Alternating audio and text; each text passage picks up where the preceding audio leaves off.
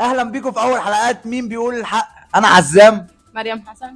مريم رشاد. راشد. هنلعب لعبة مين بيقول الحق من اب قول اميم الجديد كوز. في مكان هيظهر هنا، في مننا ناس هيبقوا جواسيس مش عارفين المكان بس عاملين نفسهم عارفينه، والباقيين بيحاولوا يقفشوا مين فينا الجواسيس. التليفون هيلف علينا وكل حد هيسجل اسمه. يا جماعة راشد بيبان عليه قوي لما يكذب، فكده كده هقفشه لو هو الجاسوس. الفكرة بس في عزام ومريم ان هما بيعرفوا يضحكوا عليا كويس قوي، بحاول اوقعهم بالاسئلة يعني. اختار ايه يعني انا المفروض واحنا بنباس الموبايل لكل حد يشوف هو جاسوس ولا هيشوف المكان، المفروض الباقيين ما يبصوش، فاحنا طبعا مش هنبص خالص. محدش يبص.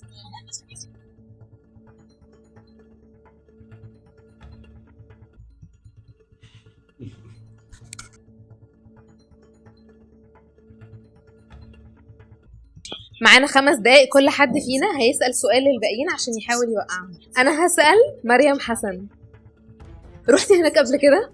يعني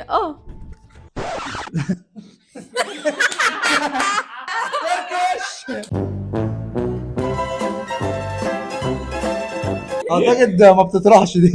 ممكن نصوت اصلا، نصوت على الاجابات اصلا، مش هنصوت لا انا الاول. مش هكسر دراعك. مريم صورت على راشد. مريم دلوقتي تحت الشكوك ومطلوب منها تخمن المكان الصح. انا حاسه ان انا غشاشه شويه، بس مريم قالت حاجه قربت تخميني قوي، اللي هو لما حد بيروح هناك بيفقد كل حواسه. واخدها دلوقتي دلوقتي كده برد قوي والله العظيم. فهو كده كده هي القطب الشمالي. سقفه المريوم. كده للأسف مريم حسن كسبت بسبب غبائي بجد. فاحنا هنلعب راوند جديدة، ولو مريم بجد كسبت تاني وطلعت جاسوس تاني انا هستقيل من البرنامج ده. هنبدأ اللعب.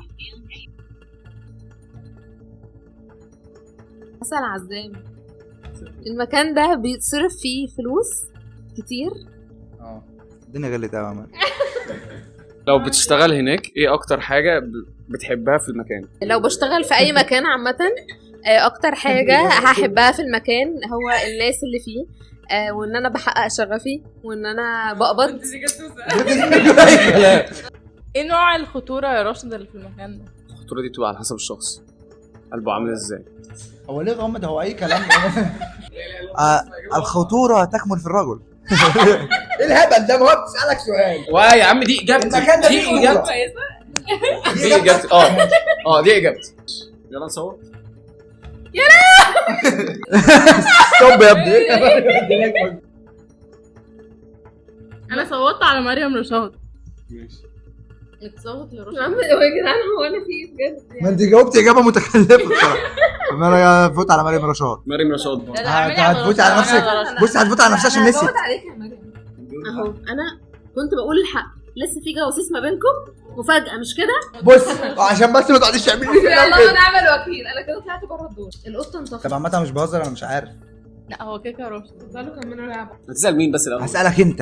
انا المكان ده بيتروح له في مواسم معينه؟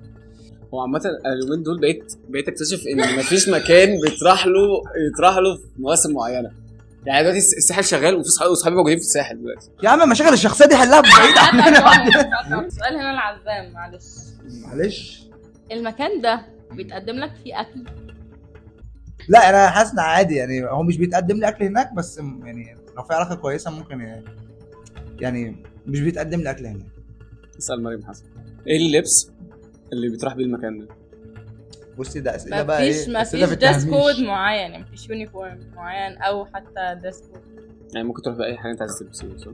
يعني بص، ممكن اخلي بالي من الجزمه شويه وما البسش جزمه بيضه بس. وترجع تقول انت تعشقي تبيني اي حاجه.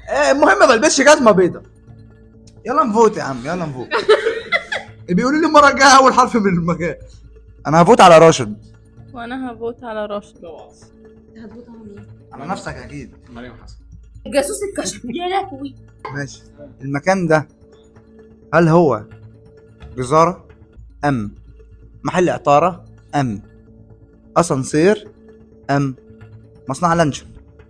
اخترت جزارة معيز وكسبت. اوعى تلبس طلع صح. وانت راجل. لا ده اكيد مطبوعه اكيد. هو بصراحه بسببك، اصل ده كمان. كل الحاجات دي ينفع اخش بجزمه بيضاء عادي. لا بسببك انت.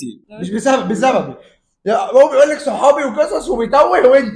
المهم ما البسش جزمه بيضاء. ماما قايله لي ان انا ما البسش جزمه بيضاء وانا رايح للجزار. الهبل ده. انا ما قلتش ان مش انا مش هكمل جيم معاك كده. وكده وصلنا لاخر حلقتنا. زي ما انتم شفتوا ما تامنش لمريم حسن على سر. ويا جماعه الجواسيس مش موجودين بس في اللعب، هم موجودين في كل حته في الشغل او حتى في الشارع. لو عايزين تلعبوا اللعبه دي ممكن تنزل ابلكيشن كوز من على جوجل بلاي او اب ستور. شكرا، نشوفكم الحلقه الجايه.